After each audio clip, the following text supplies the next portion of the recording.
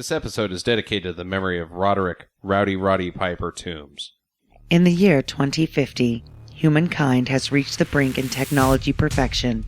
Genetic researchers were able to fill the gaps in human evolution by splicing the DNA of any other species with mankind's DNA. All humankind weaknesses were eliminated. Before they were born, human fetuses became new and unique species, with each child completely eliminating Homo sapiens. Now, with heaven's strict entry rules of humans only, no one is waiting at the gates of St. Peter. Heaven is about to be outnumbered. Now the angel, Michael, must come up with a plan. Angels, Mormons, Jehovah's Witnesses, we've come together because the numbers of heaven is far outnumbered by the numbers of Satan. If we go to war now, we will surely loseth. We must increase our strength, and rapidly. For the first time in history of heaven, so like 2,000 years or so, we will begin breeding new citizens. Go forth, and mash each other's privateth parts together. But sir, we angels are like Ken dolls down there. How shall we ever make babies with no tallywhackers?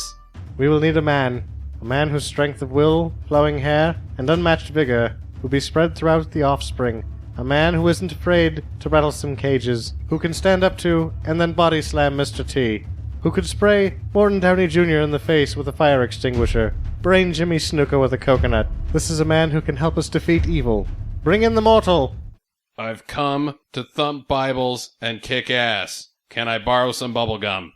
My lord, I have terrible news. A group of muties have captured our fertile women and taken them to hell. Sam Hell, you must go forth and rescue our fertile and quite randy women from the clutches of evil. Now heaven and hell are about to have hell break loose. Lucifer walks in here with his crown, da-da-dum, Imperial Margarine, and talks about what he's gonna do to me. Satan, if you think you're gonna beat me, if you think you can do anything to me, then you really are the king. King of fools, Jack!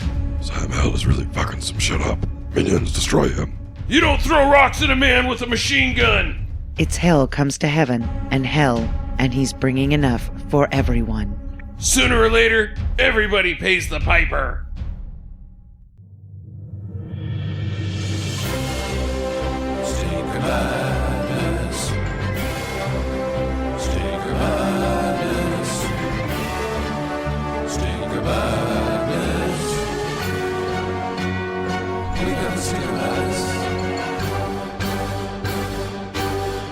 Hello and welcome to Stinker Madness. I'm your host Justin. With me as always are Sam and Jackie. How are Sam and Jackie this lovely evening? Well, you're doing okay. I'm all right. That's riveting. I Great. wanted to kick butt and eat bubblegum, and I'm all out of gum. Oh, sorry for you. I think I screwed that up. Yeah, a little, but that's okay. Most people screw that up. They think it's I'm here to kick ass and chew bubble gum, and I'm all out of gum. But it's actually I'm here to chew bubble gum and kick ass. It's the other way around. Damn, I'm all out of bubble gum. All out of gum. I'm actually all out of butt because I've been pooping so much, and it hurts. So this is a podcast about bad movies. And, Not Sam's buns. and about bad pooping experiences, apparently. So we're just going to delve right into this. I should mention that for our returning listeners, that we are also now a part of the Wicked Radio Network. Make sure to visit wickedradionetwork.com and check out all the good other episodes and podcasts that we are sharing the internet with. We're going to delve right into the streaming do's and don'ts this week. We got 4, so we're going to make this fast. Starting with The Avenging Eagle, which I watched solo on Netflix. It's a Shaw Brothers film from 78, 77, somewhere in there. Starring nobody I've ever heard of before, but it was amazing. But you were... Shaw Brothers films are good. I mean, they're not. They're not, but... Okay, tell your joke, Jaggy. Is it too late? I think it's too late. It's too late. No, it's not. Do it. Tell it. Because you were... all by yourself. That's the 4th time in this podcast that you've done that, and it never is it funny. It's hilarious. It's not. So anyways, The Avenging Eagle is the story. This is strong because of the story. The kung fu in it is quite poor. Really, really cheesy and really, really dumb. But the story is about a man. It's almost Knives of the Avenger. It's kind of weird that it's called Avenging Eagle. I guess everybody that's avenging has this. But anyways, it's about a guy who has done a horrible thing in the name of something else to a man's wife and now has to go find his own, he essentially avenges himself. Like, somebody needs to avenge the deed that I have done, so I'm going to go seek out an avenger to, Kill me? kill me. Yes, exactly. I'm going to right the wrongs that I have done, take out the guys that have made this situation happen, and then I'm going to find the man whose wife I did the icky thing to, and his hand will be the one that I die by. Huh. And it's great. Sounds good. It is really good. I highly recommend The Avenging Eagle. Next up, Sam and I did this just last night on Netflix. Moonbase. You know what was really good about Moonbase? Whoever did the poster for that did a really good job. Yeah, whoa, that almost poster like, was whoa, like, this could be that's good. Really it's awesome like science poster. fiction and shit, man. This like might be like the next This breakout of Might somebody. not be something that was edited in a basement. Not that there's anything wrong with that. They just need to not do such a good damn job with the poster, because this movie was terrible. It was really not good. I gave it 3. Yeah, it's right in between. Like, I don't want to watch it. I don't want to watch it. It wasn't very good. I tried to stay awake just because I said I would watch a movie, and I was really tired. I woke myself up snoring twice, but Yeah. I powered through, and I saw the end of it. I didn't like it. It's a movie about a dump on the moon, but like not a dump like as in poop, but like garbage disposal, Yeah. like a landfill. It suffers greatly from where someone reads it and a producer goes, "Well, you need some suspense here," and he'll just write that in the notes, and then that's all they add. Suspense. They just add suspense. Yeah. Throughout the film, there's just suspense. It stunk. Avoid Moonbase. Don't judge it by its cover art. Which is awesome. Yeah, which is awesome. Really good Did we ever poster. figure out if the movie could have just taken place in a landfill? It as could have. opposed There to was the moon? never any point that there was something contingent. I guess, no, because they could have just blown up a dump, right? They could have just blown up a dump. It Nukes was in the dump. prisoners escape to the dump. Yeah, prisoners escaped to the dump. Were there Really- alien seagulls? No, there was zero science fiction in this movie. That's what we're saying. It could have been the same movie while taking place at just your neighborhood dump. Yeah. Mm. It was shit. Next up is a film that Sam saw all by himself called Don't sing it. But you Don't were... sing Zip it. Zip It. Don't sing it. It's called Aw. I Am Soldier on Amazon Prime. What? You got the Prime? Yeah. Ooh, you're moving up in the world. I guess. Good job. Well, according not to his review of I Am Soldier. Yeah, well, this isn't the way to lead off your Prime experience. Yeah, no, it's a failed pilot, and it's not good. I Isn't it didn't like care a for it. new movie, though? Like, It was newer. I think 2012, something like that. 2013, 2012. yeah. The guy that's in it is a big deal, I guess now. But you can just watching it, you can tell it was a failed pilot because it never sews itself up. There's not like a really distinct end. Like the end of it is like the beginning of the adventure, almost like Remo Williams' The Adventure Begins, right. Oh. but not as fucking awesome. It wasn't any good. I say do not. Okay, that's okay. Don't do I Am Soldier.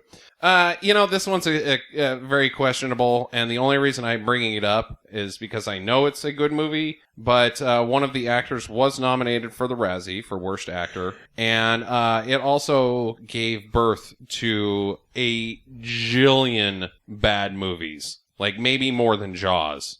Conan the Barbarian on Netflix right now. Oh my That's god, a I love this movie. Fucking great movie. It's fucking great. I love when he punches the camel. Yeah, he punches a fucking camel. There's so many points in Conan where you can tell that the director is doing something. Milius is doing more than the script suggests. Like the when they do the camouflage and they go in to the Snake temple, Mountain. Snake Mountain. That is all just him, and he largely, I guess he rewrote the script anyway, and then he's freelancing off of his own rewrite and doing awesome shit. I know that because I watched it with the commentary on. But there you go. when you watch it the first time, you're like, this isn't something on the script that he's, putting on screen. This is definitely the work of a director, and it was confirmed by the commentary. I fucking love that movie. I watch that like once a year. Yeah, me too. I love Conan. Here's the interesting thing. As I mentioned, it was nominated for a Razzie. For Schwoz was nominated for Worst Actor. He does fine. He does fine, and I wonder because this is 1983 and nobody had ever seen Schwoz, and now we've all grown used to Schwoz and his accent never being explained in any of the films he's ever in.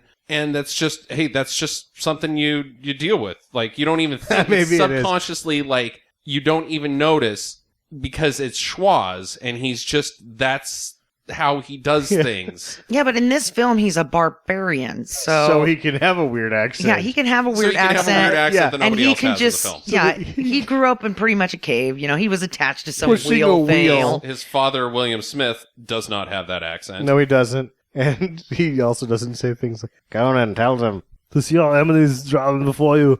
Wait, no, what is it? To drive your enemies. See them ruin before you. Hear the lamentation of their women. What? You killed my mother. You killed my father. You put my voice to the ground. Yeah. Maybe he doesn't do so I good. don't know if he does The so movie good, is but I so think awesome he around just him that you just... schwa's in it. Yeah, you don't notice that he's not doing good because the movie's just so fucking awesome. Yeah, no, it's great. If you've never seen Conan, which I would just be like, what? But don't watch the new one. It's not as I good like as the new one. The I like new the one's new okay, but the original with Arnold Schwarzenegger is by far. I mean, I just thought it was just a much better movie. I will say that the Jason Momoa Conan I thought was leaps and bounds better than Conan the Destroyer with Wilt Chamberlain, which is awful. And Olivia D'Abo. Yeah. Oh, Olivia Diabo, Yeah. brother. Yeah. So there you go. Do Conan. We're gonna have a little listener feedback section here. We've got some answers submitted from Mark C regarding our Near Dark questions. Oh, good. So Mark C says, all of these things are revealed through the dialogue between characters at various points. He's got bullet points here. Jesse, which was Lance Hendrickson's character, if you recall, churned Paxton's character. See, he doesn't know what Paxton's character's name is either. He churned Paxton's character in order to have a buddy, and he also churned Diamondback in order to have a soulmate. So that supports your soulmate theory there, Jackie. Yes. Diamondback, however, churned the kid in order to express her maternal instincts. Oh, yes. that was shitty of her. The kid churned May because he had a school kid crush on her. Yeah. So when did he do that? It was like right before May turns whoever, what's his face's character? I don't know what his name is. Adrian Pazdar's character. So because she's it's an adult and he's a child. Because they say How long has he been something, packing again, this crush around, not I thought that biting that her. was also led to in the dialogue that they weren't sure about her because she hadn't killed anybody until she kills somebody that so he can keep tagging along. All right, well, last but not least, he says, May churns Pazdar by accident. She was supposed to kill him, but couldn't bring herself to finish him, and so she churned him instead. He was supposed to be her first victim. Yes. Once you supposedly kill someone, there's no going back to being a human being. That's the mythology they were exploring with the film. Of course, most of that got squashed when May killed the trucker. Yeah? Yeah. So keep him alive, though. I mean, I don't know. Most of it gets squashed, like, in the last 30 minutes of that film was where it starts being not what it was for the first hour. Right. I also have a question that I didn't ask that I really wanted to ask, and I forgot because I got so drunk during that episode. Yeah. And then it was interesting because last week you were like, yeah, most of the time we record episodes really straight. Like, we don't get drunk during episodes. And the very previous thing you recorded, you don't even remember recording. Because I was really drunk. Which I don't get that drunk. That was the only time I was that drunk. I've gotten kind of drunk. We got a lot of Twitter feedback about you getting that drunk on Near Dark, and everybody was like, it's Friday. I think I'm also going to have a little special sauce and watch some bad movies. Yeah. So Jesse alludes to the fact that he fought for the South in the Civil War. Is that why the North won? Because the South didn't have enough vamps. That was explored in Lincoln Vampire Hunter. Yeah. And no, they did not win because the North pooled together their silver and killed all of them. Ah. Well, Martini Shark, we've heard from Martini Shark about 7. He's got a 7 update. All right. He says the update is the disc has been located. Oh. And he got it out in the mail. He's talking about his friend that has the copy. Apparently, he's going to send it to Martini Shark, and then Martini Shark's going to get it to us somehow. He says, I won't get too excited, though, until I have it in hand. Nice hearing me mentioned in this week's show. I will go on record as agreeing that I do not want a dick pic. So any other reward would be acceptable. Okay. Well, it'll be a signed headshot Of me. the Of the Sam. head that sits on your shoulders. On the shoulders, Not yeah. the one that's at the end of your pants. But you can still request a theme. Maybe a potato theme. Potato theme. Funyuns. Funyuns. Maybe Sam I mean, we're not as going a to do any woman. product placement unless I see some cash. Oh yeah, product placement for potatoes. Hey, they fucking bought a bowl game in the college. Yeah, that's There true. you go. That's true. And they paid that exercise queen. Denise Austin. Yeah, they pay everybody. They fucking What did they pay Denise Austin? They paid her a lot to be the spokesperson of potatoes. Yeah, she got up there and she was like, "Hey, I know about Idaho, fitness. I'm really super healthy and I love fitness food and Idaho makes the best potatoes ever." You should eat them all the time Yeah. because they're healthy. They're not. They're not unhealthy. Yeah, well, they're filled with starch. Anyway, They are filled with starch. so good neighbor, bad neighbor this week in honor of Rowdy Piper and all of our fallen wrestling friends. We're going to do wrestlers in film, starting with Rip the Ripper Thomas from No Holds Barred. Good neighbor, bad neighbor. Ooh, I mean, What's again, that smell? We've just got another candidate for worst neighbor ever. It's Duty. Now, what's your problem with Rip the Ripper Thomas? Well, he's a 3-year-old in the body of a giant man, and he would be living next door to me, and I just can't see how that would go wrong.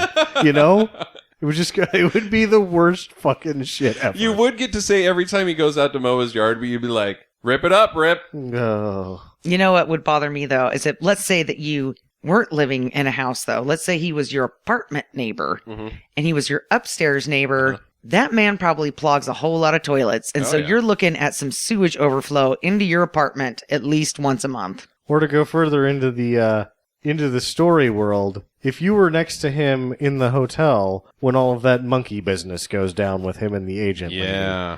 bad hotel neighbor. Yeah. Yeah. Which I guess, if you're going to be bad in a hotel room, you're probably going to be bad at home too. So Yeah. no manners, no tact, no nothing.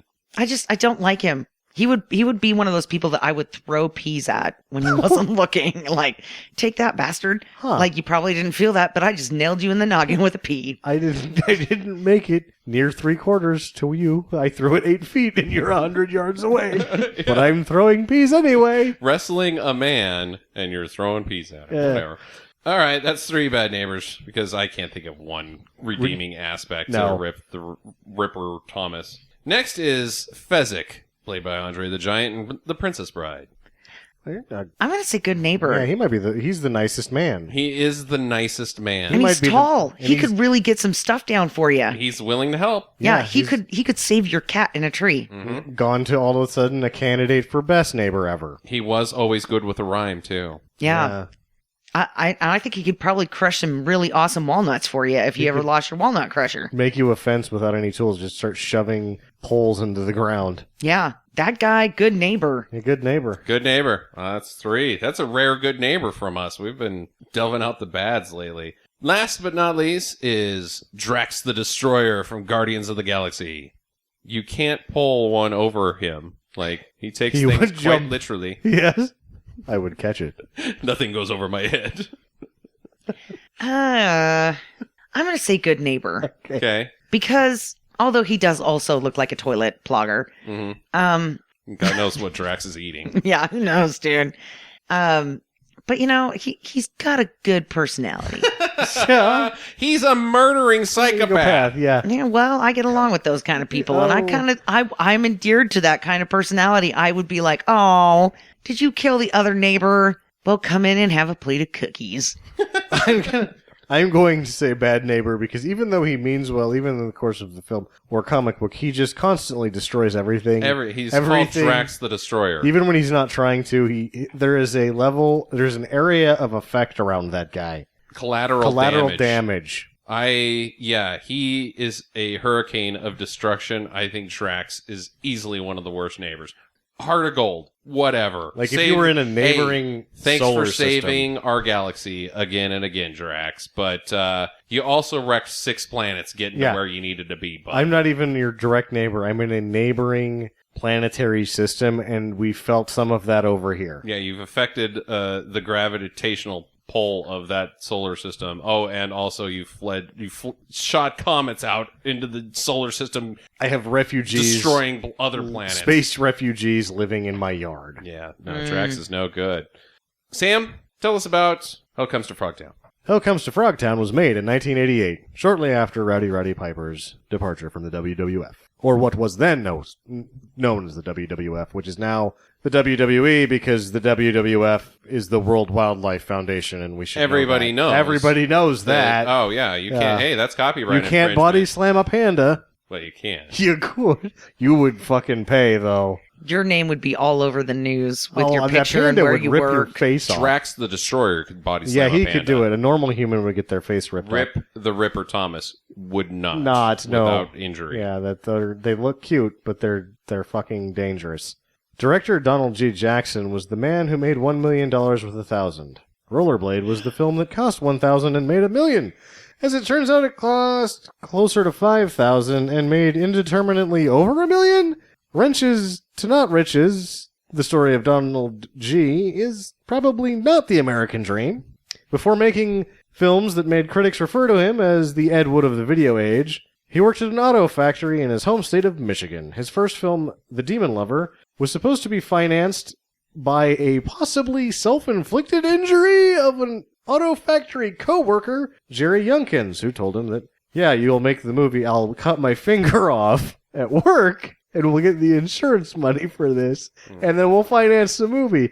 As it turned out, Younkins spent the money before they could begin principal photography. And so he talked him into it, and then he couldn't actually pay it. And apparently Jackson didn't like the subject matter anyway, and it is one of his greatest regrets is that he actually made that movie, which is the first movie, and it was the one right before Rollerblade. Though Jackson is known for his low-budget video escapades, he worked for Corman and Cameron at various capacities. A little-known fact is that he shot the scene of Schwarz walking past the camera nude, as well as other additional footage that wasn't planned, but ends up being in The Terminator after the fact, because when they were making it, Cameron didn't really care for what was at that time the finished project. So he brought in Donald G. Jackson, shot some more stuff, and it ends up being some of the better pieces of the movie. I believe the security camera shot pickup was a Donald G. Jackson as well. I saw the Schwarzenegger penis this week. Just this week. Just this week. You guys paused it in Conan when you see his wiener? Yeah, well, no, not in Conan, but in Terminator, yeah, when he's walking through the parking lot and his wiener's donging along there. My sister actually showed me that, and we backed it up like 6 or 7 times. Huh. Nice wiener, Schwarzenegger.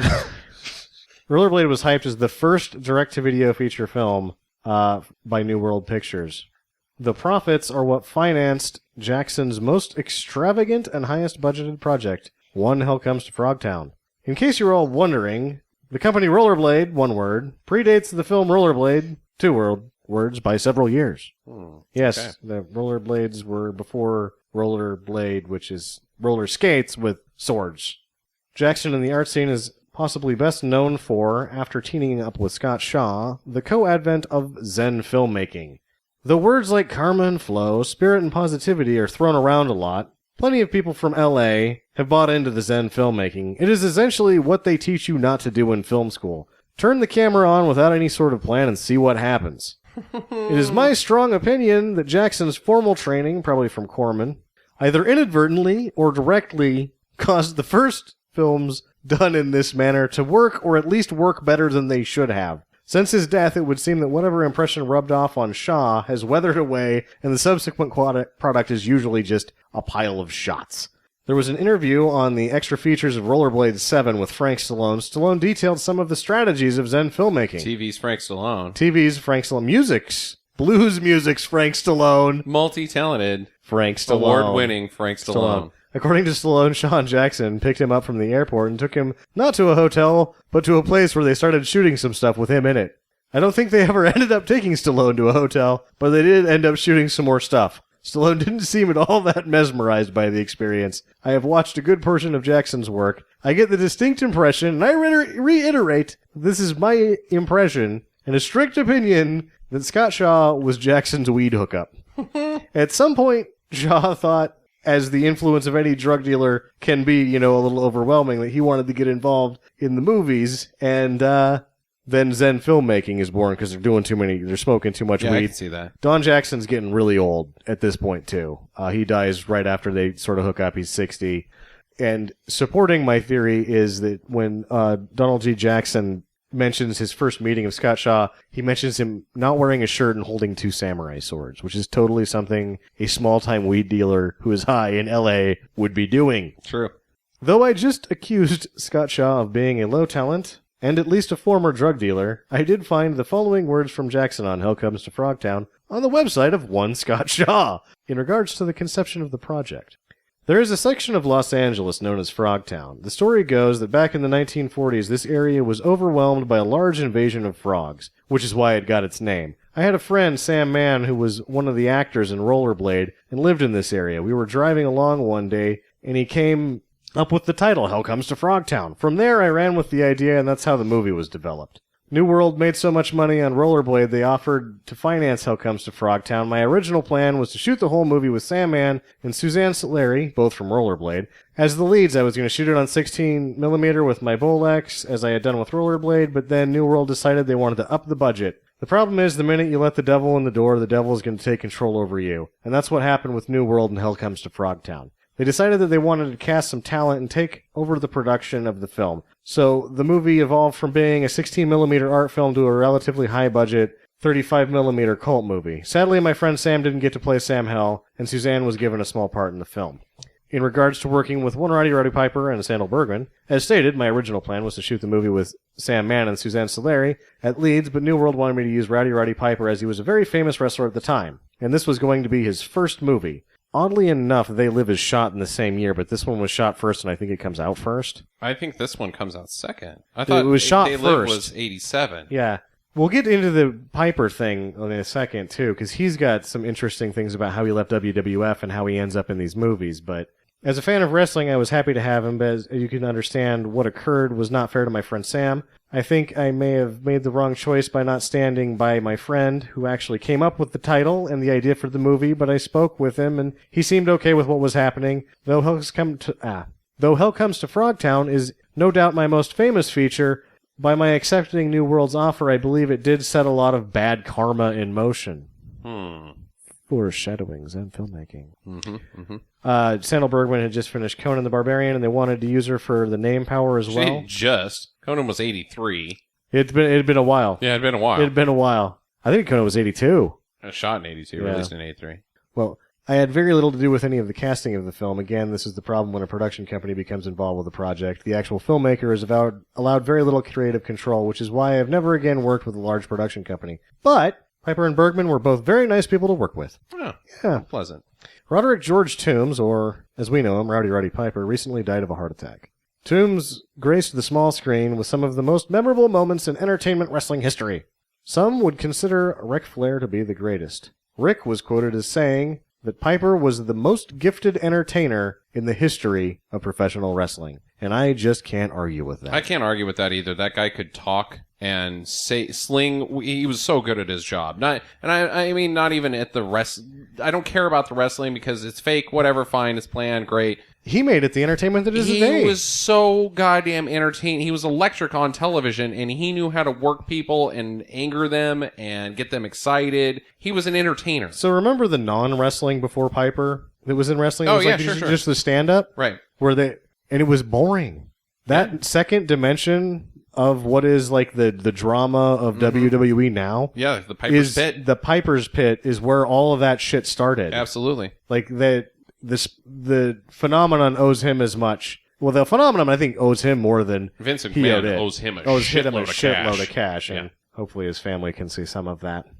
As a wrestler, he holds the distinction of being one of the most popular wrestlers of a generation without ever having held the WWF's major title. He held the Intercontinental, that was it. That's true. There are differing accounts to how he parted ways with McMahon. One is an anecdote of a knee-jerk reaction following a screening of No Holds Barred. I watched an interview with him, or I read an interview with him. The one that I watched was the next one, but I read an interview that after he saw No Holds Barred, he was talking about doing They Live and some other movies that weren't involved with McMahon. It's like McMahon told him, no, we'll make you a better movie. We can always make a better movie than these guys. And his response was, what, like you did for Terry? Yeah. And that was apparently like pushing Vince McMahon over the edge because he still thought that No Holds Barred was the greatest movie that ever lived. And he's not wrong. Where the second is in an interview, he said that he kindly disagreed agreed to disagree with McMahon on a certain number of things, but he couldn't turn down the opportunity to work with John Carpenter. No, he was a not fan. very many people can. No, you can't. Again, we're going to enter the land of my unsupported opinion, but I feel the alley brawl in They Live is directly an answer to Battle of the Tough Guys. Oh, I didn't even think about that, but I wouldn't be surprised. Yeah, I think that's a little jab. Yeah. A little jabberoonie there.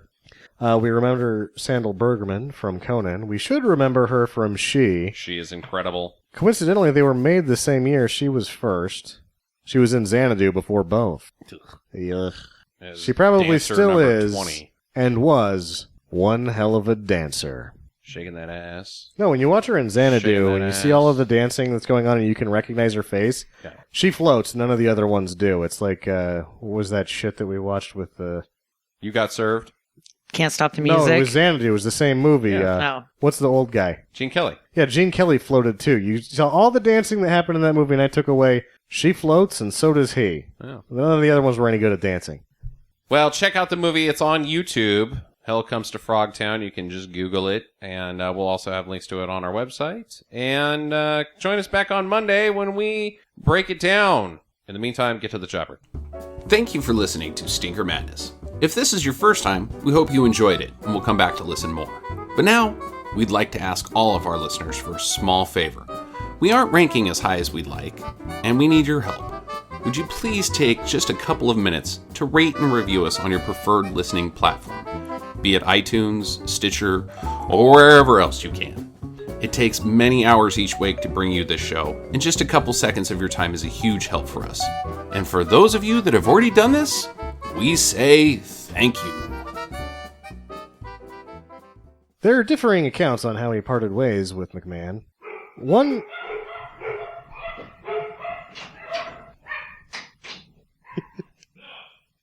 I like to be quiet because I want the mic to pick him up.